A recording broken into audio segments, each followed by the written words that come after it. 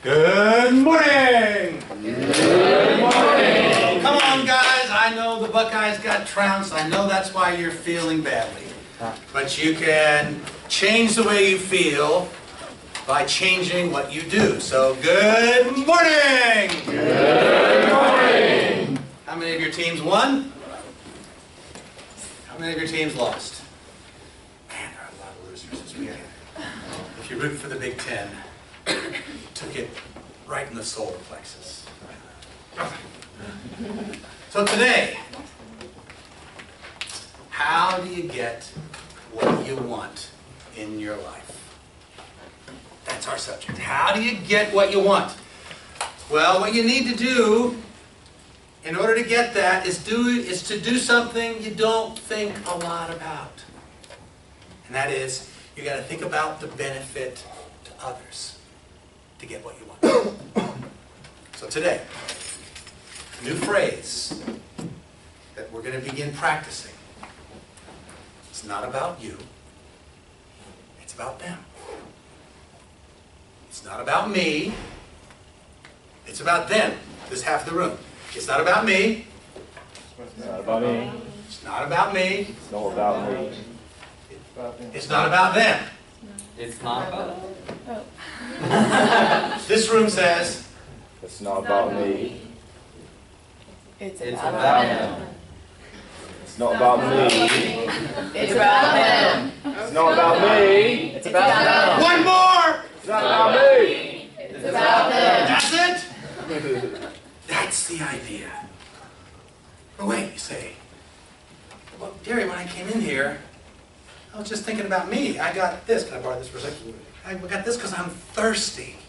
It's about me. Well, up until this point, it's about me and take you a ways, right? But when your sights get bigger and you want bigger and better things, how do you get them? And the answer is? All right. When you get it, you figure out that you can get almost anything that you want. Remember, you don't get what you deserve in this life. You get what you negotiate. So you've got to figure out how to negotiate in a win-win environment so that you only win as a consequence of someone else winning first. This is the way you negotiate. I know you're looking at me right now thinking, Derry, I hear you, but I don't have any evidence. I mean, this is Braxton Miller back in the end zone throwing the bomb, right? This is a short one on the one. All you have to do is go, boom, touchdown. If you figure out it's about them.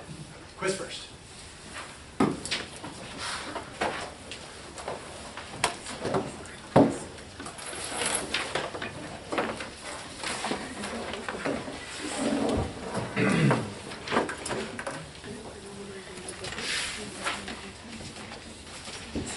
Did we talk about blink memory? Ooh, hold on a second. I think it's Daniel Pink. No.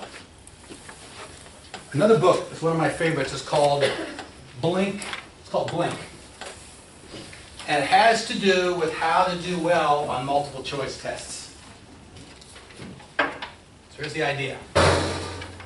If you studied, you read the chapter, you highlighted, you thought about it, you know the material, it's in your subconscious brain. Blink memory says whenever you take a test and your subconscious, instinctively you look at an answer and you say B. Even before you read the whole question, B comes out. Circle it. It's your subconscious brain feeding you the right answer. Do not go against your intuition. That's blink memory. If you haven't studied, it's all, there's no memory to rely on. But rely on that subconscious brain if you've studied. Go.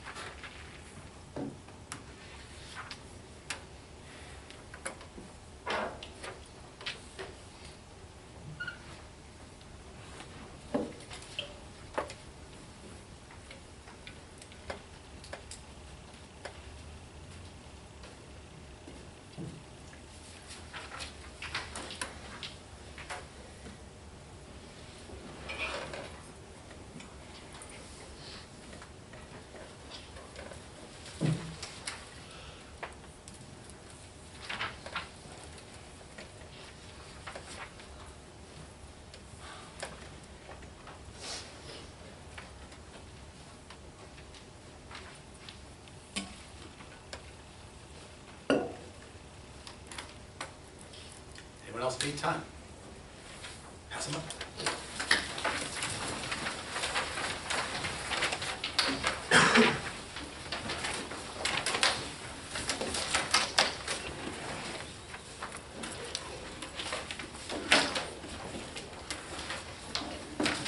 It's not about me, it's about them. It's about me thinking through what the benefits to them are of getting what I want.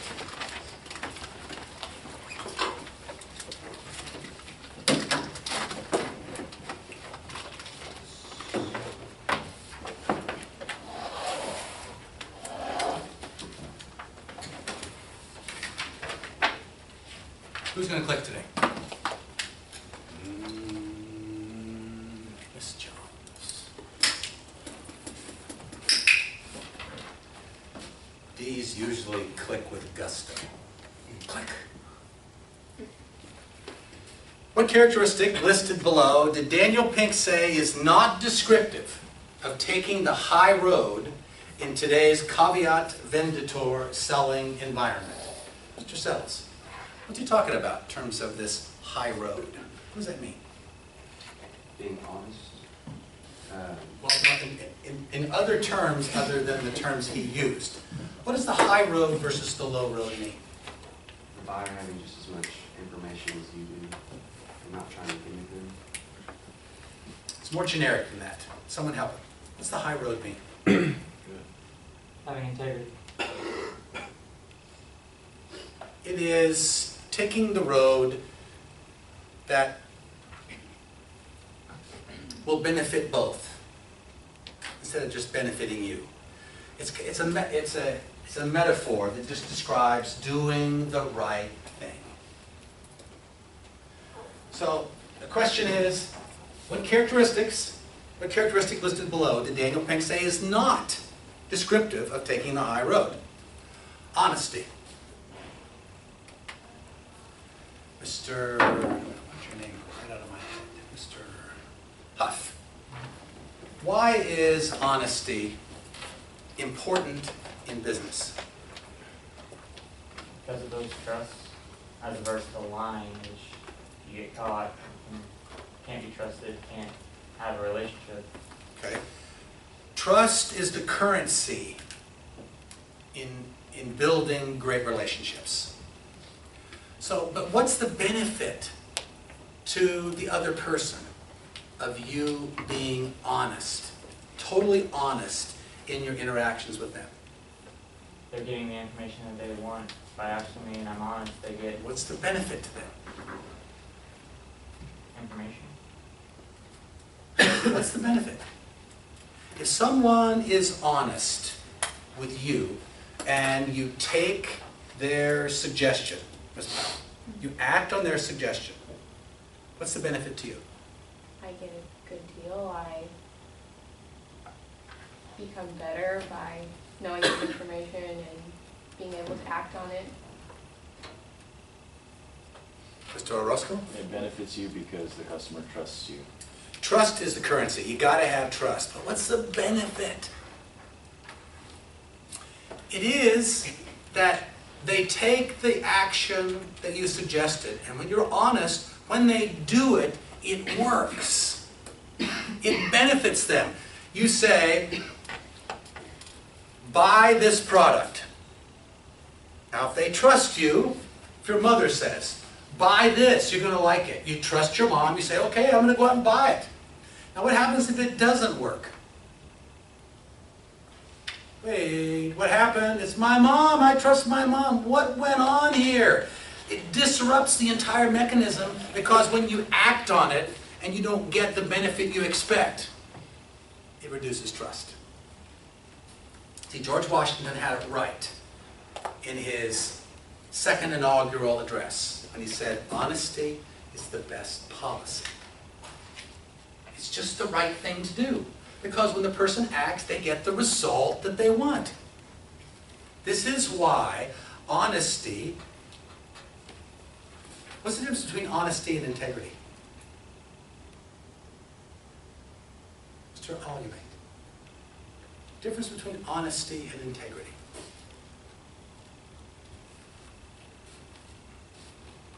Honesty gives you the right thing. Okay.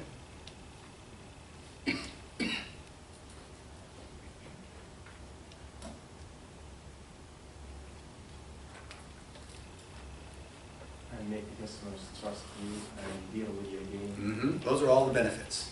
How would you define honesty? Well, could I define integrity? Sure. I would say integrity is what you do when people aren't watching. Mm. And then honesty is maybe what you do still when people aren't watching, but maybe more pressured when you're around people to be When honest. people could see the result, that's honesty. But when you do something when it's impossible for you to get caught and you do the right thing, that's integrity. So the benefit of a society in which everyone has integrity, this is the requirement, literally, that makes the United States of America work. When people lie to us and then we act on what they say and we don't get that result, we distrust them, we distrust the system. Why do you think this just happened? Why do you think that used car salespeople have a higher approval record than Congress? Higher pull. They pull higher than congressmen. Because they lie. Continuously. That's why we're so, what the hell are we going to do? When we get lied to over and over and over and over. That's why, when you take the high road, as Daniel Pink said, the first characteristic is honesty. Not because it's a moral thing, it's because it's the best policy. Number two, is directness important? Ms. Haley, is directness one of the characteristics? Why?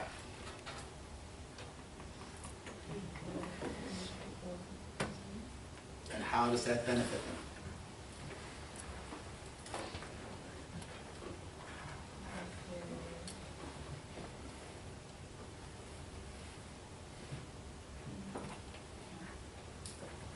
They just give them audition. Yeah, when you're honest and you're direct, then someone can act. Sam, Sure. ambiguous language is almost as bad as a lie. Exactly. Will that work? Well, yeah. What's that mean? No. But I wouldn't make the sale, so I have to kind of, I don't want to lie, but I have to make a commission. This is the death knell of poor salespeople. They have to be direct. Did this car go through the hailstorm in Florida? No. You go on Carfax, car came from Orlando. We're done. Not doing business with you anymore. See, this is this new concept that you guys are now very comfortable with, and that is when the buyer has more information than the seller. Right? Caveat venditor now. That changes. That's changing the whole relationship of buyers and sellers. It is actually producing a benefit for every one of you. I'll explain to you how. So we've got honesty and directness. So why, Ms. Hazlett, why is transparency? Is that one of the words that's characteristic of taking the high road? Yes. Why? Because I guess just being able to see what it truly is, not just when you sell something you give like this elaborate picture of it, but actually being able to see like truly what is he going to take away from the sale, what's the benefit. What was the example in the book? Where transparency had made the company millions and millions of dollars versus the used car lot. Remember that? Slightly. Slightly. Major point. Sure. CarMax? CarMax. They have, How like, many bought a car from CarMax? See, the rest of you are going to start buying them. it said they had more customers in the first 15 minutes than the used car lot had all day. When you come onto the used car lot and you see a used car sitting there, is it a lemon or is it a peach? If they're not honest, you think it's a lemon, especially if I have options. If I've got CarMax where I go in and the computer is set up for me to see the same information as you, the salesperson. And the salespeople are paid a commission, but not based upon the price. So there's no incentive to upsell you to a car you don't need. The incentive is to get you reliable transportation that fits your budget. See, the whole compensation system now is needs-based. So, honesty, transparency, directness are the three characteristics. Is creativity. Daniel Pink didn't mention that one. Is creativity an important issue for salespeople? Well, yes, but not in the notion of what we're talking about here, and that is, does the buyer or the seller have access to the information? This caveat emptor, caveat venditor is the issue for us to discuss today. The answer is D, creativity. Number 2, what answer is the most true when a seller has more information about a product than a buyer? Now, this is the toughest question. Because this one, you have to think about this. What answer is most true when the seller has more information than the buyer? When the used car salesman has more information about the car? Do sales go up or do sales go down because of that particular point, that the seller has more information? Anyone? Who wants to defend sales goes up? Yeah, Go, Mr. Waits. I think they would go up because the buyer doesn't know as much information as the seller, so they're going to believe what the seller says. Is that So the true seller. of you? Are you more prone to buy in a caveat venditor environment we're in right now, when the seller has more information than you do? Aren't you checking your phone? Well, what's this? You can Google anything that ever existed. Like, what's this? How does this work? See, when we have the power, can sales go up or do sales go down because you have the power? Do they go down? Have it. See, we can read things into this question. We can read in, well, if the seller does have more information and he doesn't deliver it and someone doesn't trust him, sales could go down. Or if the seller is honest and he does disclose the information, even if he has more, sales could go up. But we're reading things into this question. Sure. Shouldn't we look at, because we talked about Amazon, if you walk into a store and you find something you like but you find it on Amazon cheaper, the sale wasn't lost, it was just taken somewhere else. Exactly. Exactly. So this issue is not about whether sales go up or down. But again, this is the hardest question. I wanted you to think through this. Take those two answers out. Those were not answers to this question. We're looking for the best answer. Next. Which answer is most true? Does the buyer have the advantage because he can refuse to buy? Or does the seller have the advantage because he can refuse to sell? Which one? The seller has the advantage. Because he can refuse to sell? Because he's the only one that knows if it's a peach or a lemon. Did you put two answers down? Did you put two answers down?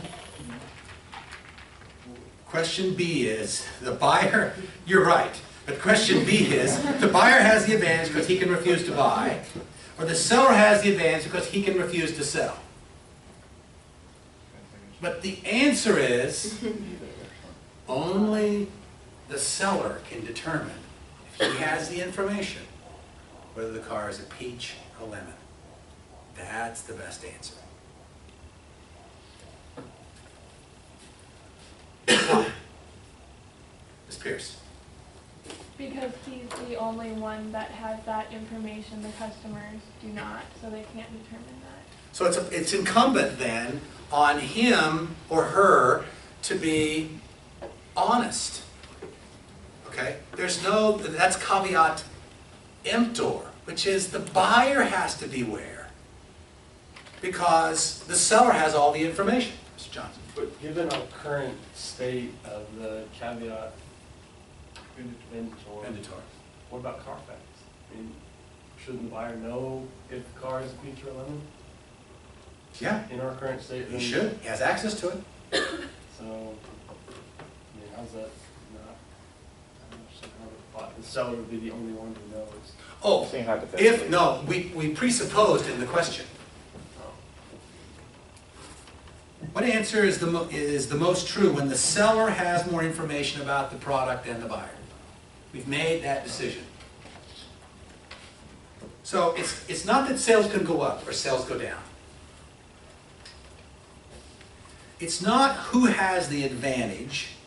It's the knowledge that the seller can then know whether the car is a lemon or a peach. So how many of you have purchased a car? I mean, you're relatively young and not known much about a car, and you've trusted someone that you knew or your parents knew. Of course, trust is the currency of our society. It's the currency of getting what we want. But now that the buyer has more information, it's changed the environment.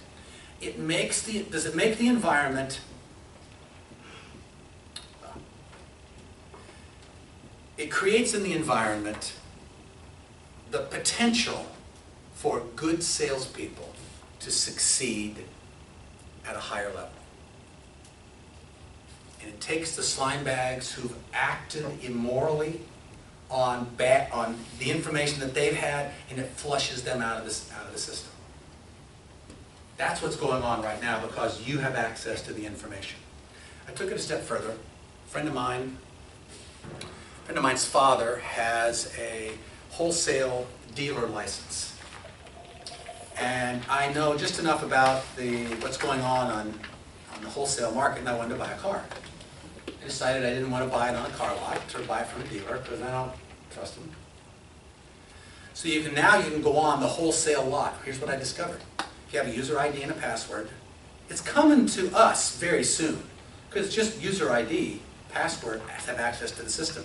But you can look at thousands of cars, or maybe, you can look at, I looked at 100 cars that were identical to the car that I wanted.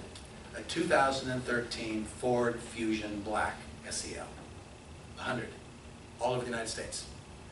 When you have that kind of access, how close is the pricing? Pricing is very close. It's very competitive. I also discovered that on the wholesale lots, for an additional $100 on a $15,000 vehicle, 10 people, 10 dealer representatives will walk around the car and find every imperfection and put it on the Carfax, put it on the sheet that describes your car. There was one slight dent. The car was a year old. You could only see it when the sun was at 7 o'clock and you're on the other side. You could just barely see it, and they did a close-up. It's right there! And I thought, oh my God. If that's what they think is an imperfection, it's not an imperfection to me. I bought it. 2 years, no problem. With 36,000 miles on it. Now it has 63. It'll go to 100. So it's the way for me to get maximum information. And pretty soon, the CarMaxes, you're going to get access to all the information they have, and you're going to be able to buy cars and then just go pick up the car. It's coming. All right. Only the seller knows whether the product being offered is a peach or a lemon. D. Number 3. Which phrase listed below would Joe Girard, the world's greatest salesman, have used least often as he sought to build relationships with his prospects? Have any of you ever heard of Joe Girard before? How about Morola's Chevrolet? Well, this is an old story. Joe Girard's got to be 75. I'm 64. So when I was 13, growing up in northwestern Ohio, the radio station had the biggest coverage, 50,000 watts, was in Detroit, and it was CKLW in the Motor City. And the number one advertiser on CKLW, the number one station with the biggest coverage was, Morola's, what a great, great guy. See, that's my brain. Over and over and over, and there were these crazy stories about people coming up to Mr. Morola's. Oh, Mr. Morola's, I need a new car. Oh, what do you want? Well, I want to get out of town. So do you want something fast? No, I just want something to get out of town because my mother-in-law is coming for dinner. You know, ha ha ha. It was this Morola's, what a great, great guy. So Joe Girard was the salesman for Morola's, and Morola's had thousands of people coming into Morola's Chevrolet. You should be so lucky, Mr. Gray. You walk on the lot, these people are coming like crazy. So, what did he do? What did he do well? Miss Thornberry. He made the customers feel like he was connected to them He built rapport, right? And how did he do it? by acting like he went everywhere that they had been. Lying. Lying. Well, that's strong guiding principles is strong. Is that Mr. Huff? Oh, he lied. Well, he did. He lied over and over and over. They weren't big lies, but they were little lies. What did he do that was positive? Well, he sold a heck of a lot of cars. He made himself a fortune. But how did he do it? He created relationships with his clients. And he wrote the information down, didn't it? He put it on the calendar, he put it on little cards, and he called them back, and he made cold calls. Was it immoral when he said, Mr. Huff, was it immoral when he said, oh, we got your car in that you ordered? Yeah, it was. That's not the truth. Shouldn't do that. Well, he used it, and it was a good technique. But he was the epitome of caveat venditor or caveat emptor. Emptor. Only if he was selling lemons. Well, we don't know what he was selling. He was selling Chevrolets. That's all he was selling is Chevrolets all day long. Not that, I'm not trying to argue that what he did was right. I'm not either. But is it necessarily caveat? Does the buyer necessarily need to be aware if he's actually giving them something good? Well, how long has the term caveat emptor been around? It's Latin, so I'm assuming a long time. Didn't come out of Eastern Tennessee. It came out 2,000 years ago. It was the Romans saying, let the buyer beware. So the internet has changed. That's this whole chapter is about how the world has changed, because now for the first time in the history of mankind, the buyers can have more information about sellers. This is why. So here's what's happening. You have more power, and you're using it every day. So when the seller, the buyer has more power, how does the seller have to act? With honesty, directness, transparency. That's your only competition. But how to separate yourself from all the other slime buckets. Okay. I've had an experience. I know they're not going to like me saying this, but I bought a pool, an above-ground pool from Aqualand. I'm not happy. If you have relatives that work for Aqualand, I'm sorry. Aqualand could have responded in a caveat venditor way, but instead they operate caveat emptor. And I went in. I don't know much about pool chemistry. I bought a Sam's Wholesale Club pool, and the round ones work great.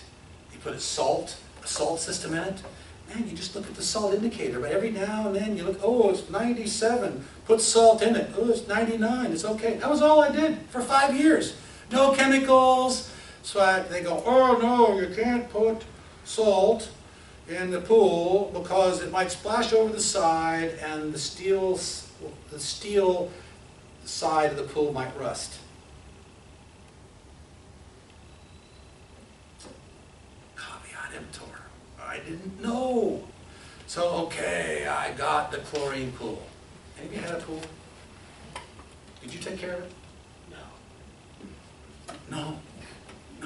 Well, it's about water chemistry. You have to know something about water chemistry. I kind of like knowing about this stuff, and I think I can do it. My pool's just perfect right now, and it's been out there for 3 weeks, so I took a bag of water into Aqualand. I said, would you test my water? Because it's just doing fine. I just want to check.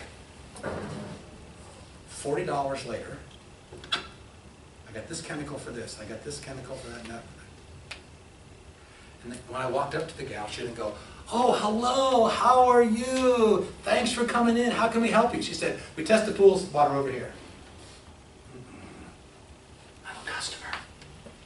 You have to treat me with respect, because you know you want me to buy things, right?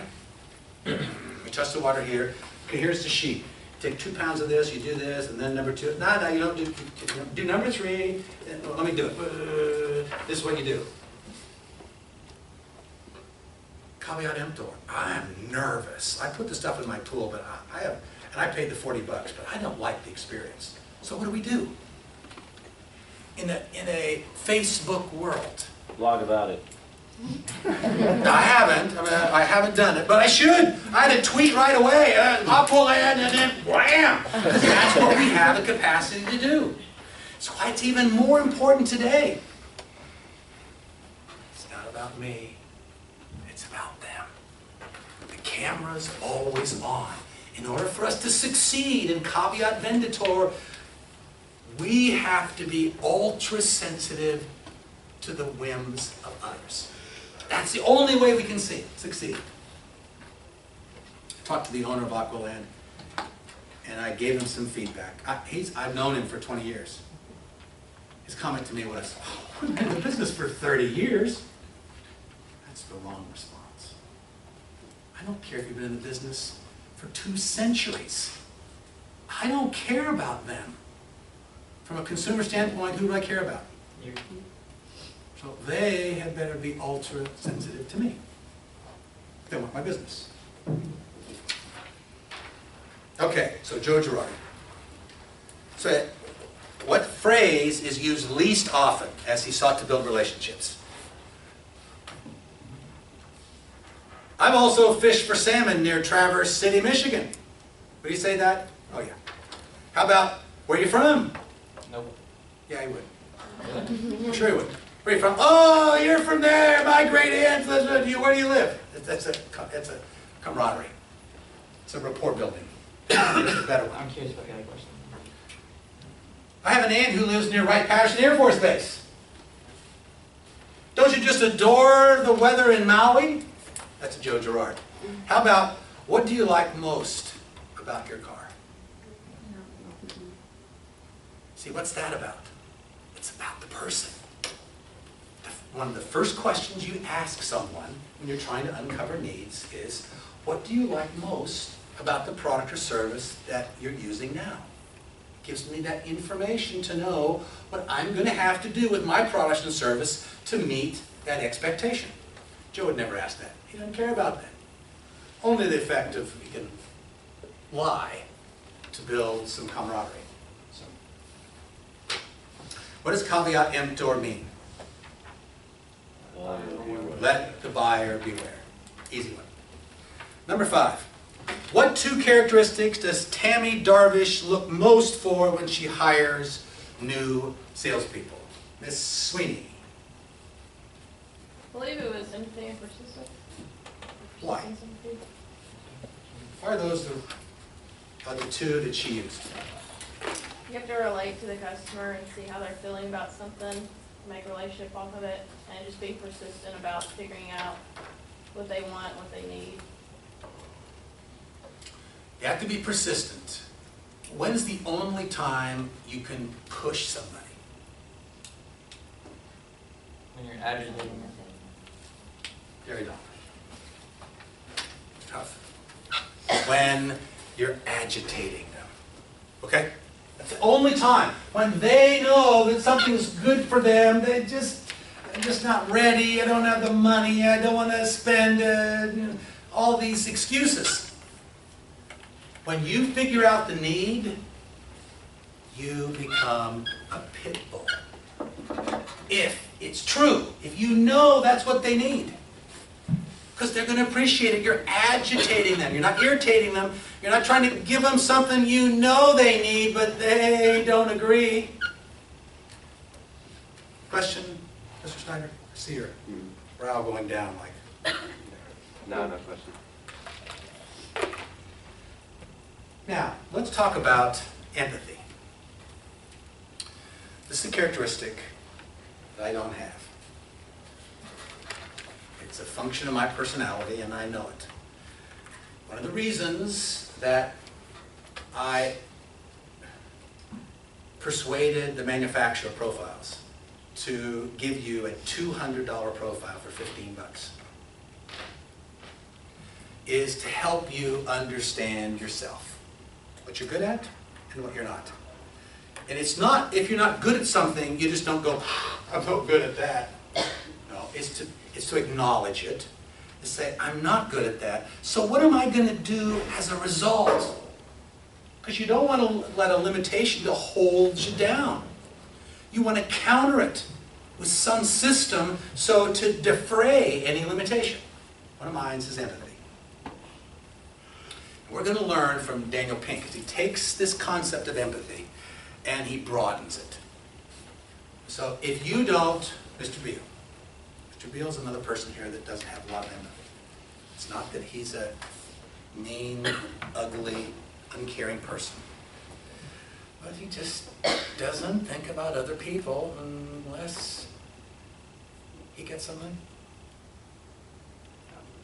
So this is a function of how his style and my style are motivated. Now, it's a high return on investment, low helping others. Probably got the same thing. Yeah. So what do we do if we don't have any empathy? Well, Pink answers it later, and I'll give you the answer. What we're trying to do in the sales process is to understand what other people need. And the way to do that is the reason that we're going through this process of you learning how to ask better questions, is to teach you how to ask questions that cause you to understand the pain, the problems that other people are having. To be able to take their glasses off, look through those lenses, and see their problems the way they do. That's called perspective. So empathy is the natural sense of wanting to understand someone else's pain. Perspective is to build the capacity to understand and then do something about a problem someone has. Not from a feeling standpoint, but from a cognitive standpoint, the thinking process. So if you're like me and you don't have much empathy, it's okay. You've got to develop perspective. You either have to have empathy or perspective to succeed well in a caveat venditor environment. Questions?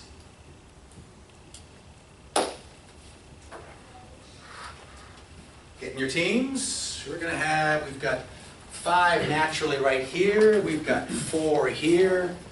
We have, we got 6 here, but it's tough to go across 2 tables. So we're going to do 4 here, and I want you guys and you guys. This is not going to be good, though.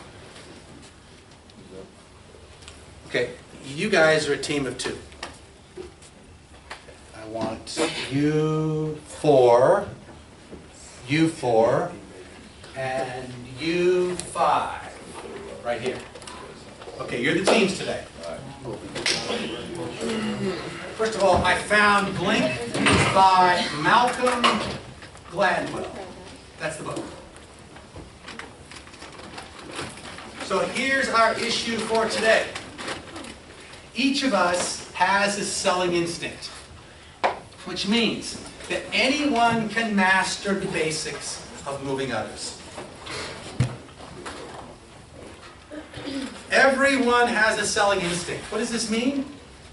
Well, at the root, it means that I want to get things in my life for me. So naturally, I've got to develop the capacity, the skills to get there. So it means that anyone can master the basics of moving others. So what questions do you have? Take 3 minutes. Make sure you have a recorder. Go around the horn. All you ask are questions. The recorder writes everything down. Go. 3 minutes. What does it mean to move others? Sorry. Is it immoral to have empathy for others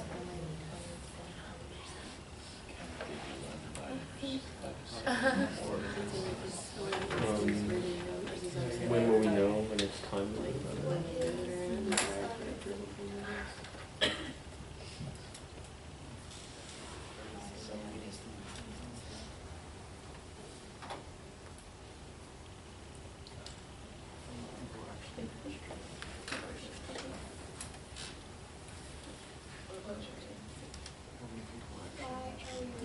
What are the basic? How do you master it? What are the basics? The basics of what are the How well is it?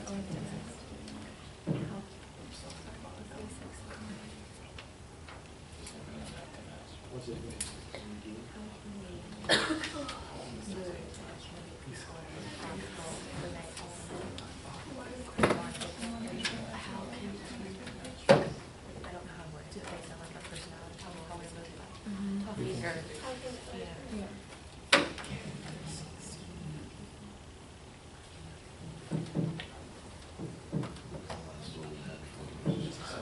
So how do you style?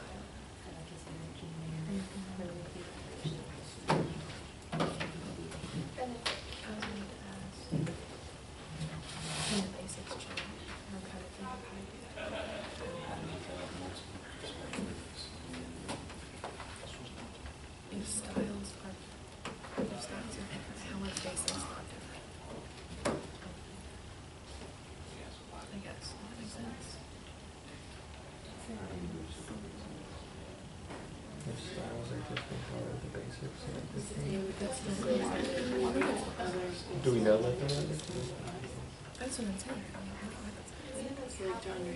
I feel like everyone's are going to be different.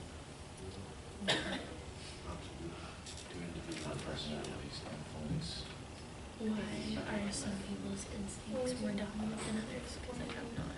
I mean, I know it's there, but I'm like not there. You know.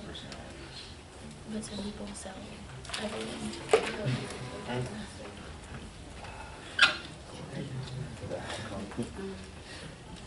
The level of mastery. One more minute. How do you read a customer? How do you read a customer?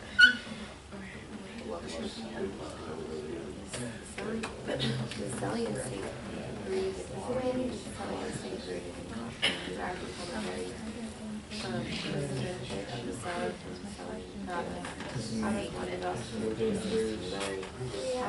only mean trying to sell them something?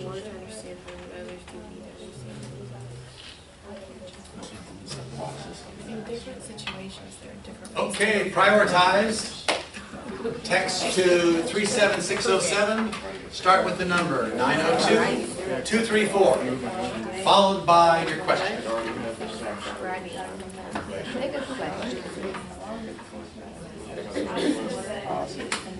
Which will be going in order to have any questions as well. It's a better way to put it. Everybody skills have some, how do you move someone like that? Yeah.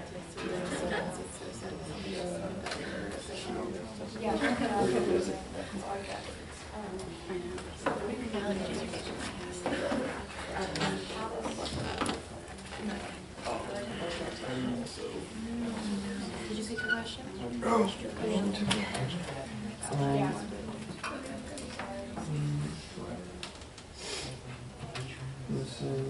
What are the basics?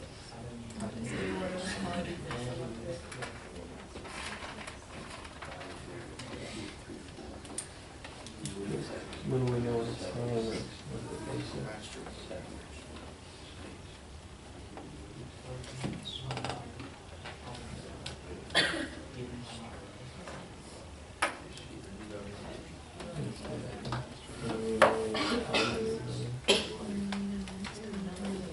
Is the question, how do you master the basics of moving others? What's your question? Whose question? How do you?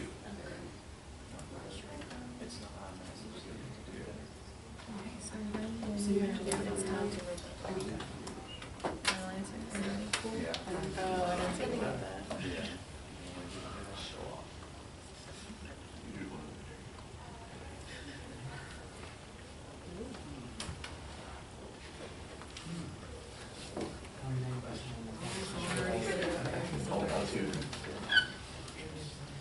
Oh, how much to leave?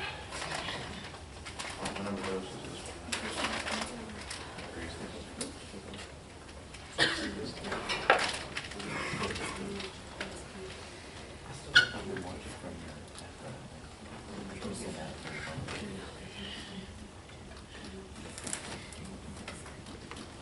Two more. Three more.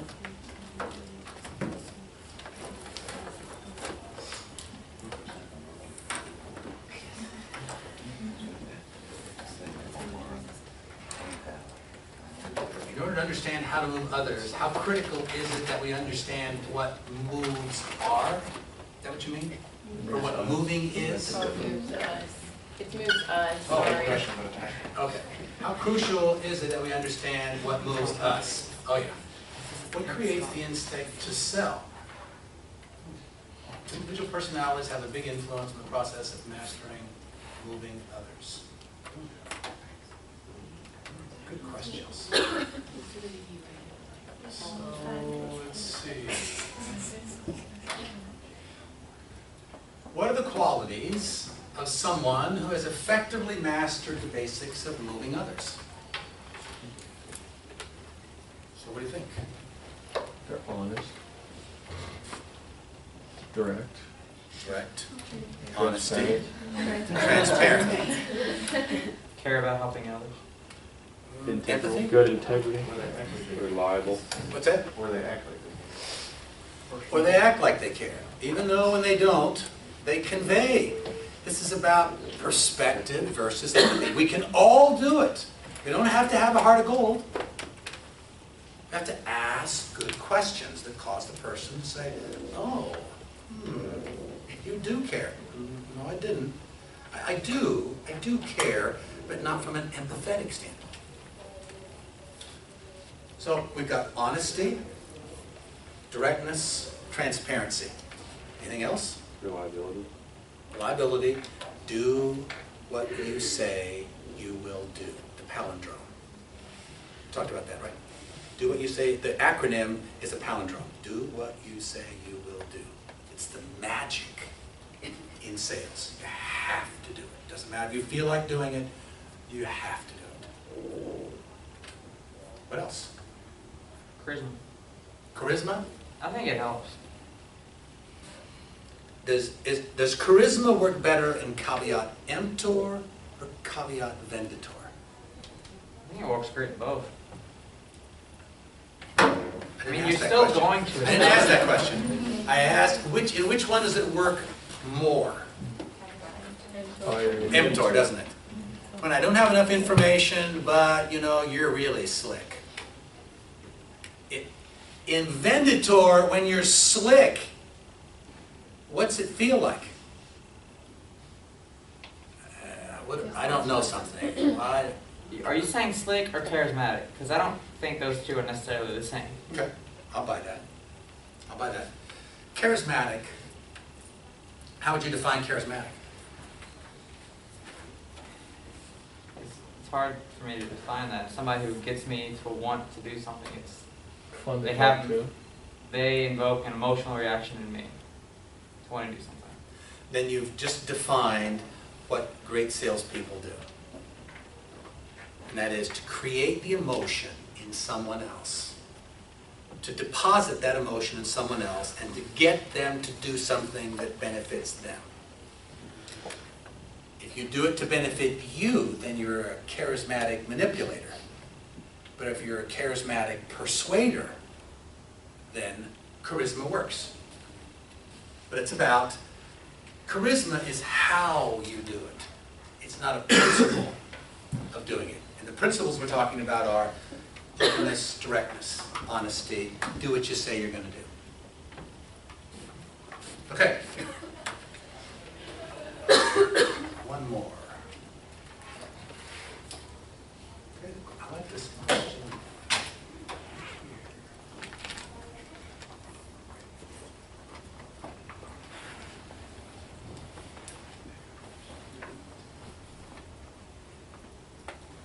Do individual personalities have a big influence in the process of mastering moving others? Is this an open-ended question or a closed-ended question? Closed. The answer is yes. Next question. The answer is, if we're trying to deposit an emotion in the brain, in the person, in the soul,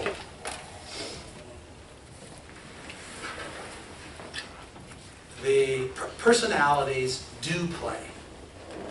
Because if I understand your style, and I can convey it in a way that enables you to hear, appreciate, to reflect, then I'm halfway there. Because I'm trying to uncover if you really do have a need. And if I can ask a question that causes you to say, yeah, I do have that problem, even though we don't like to talk about our problems to others. If they know our problems, what do? They'll sell me something. I don't want you to know. I got this problem I've had for 10 years, but you can solve it. Yeah, but it'll cost me money. But you could. It's about getting those emotions on the table. So, yes, communicating to people the way they want you to. Not the way you naturally do it. And that is also, that's one of the reasons that you have a profile that talks about your natural style and your work style. And for those of you who want more information about where my strengths and where my limitations are, after you read your report, if you want more, just make an appointment and come and talk to me. Because that's the reason we did it. You will improve your persuasiveness to the degree to which you understand where you have strengths, where you have limitations. So today, how do you get what you want? And the main message we started with was, not about me, it's about them. It's not about me, it's about them. It's not about me, it's about them. That's the message. When you deploy that one, the world begins to open up. See you on Wednesday, chapter 4. Now we're going to learn in the next 3 chapters how to do this stuff. See you then.